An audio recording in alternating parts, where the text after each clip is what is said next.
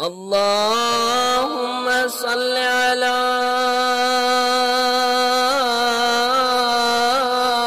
محمد وآل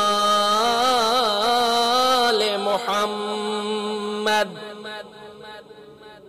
بسم الله الرحمن الرحيم.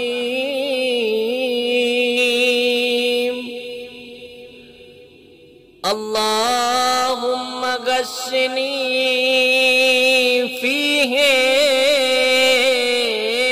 بالرحمة وارزقني فيه التوفيق والعصمة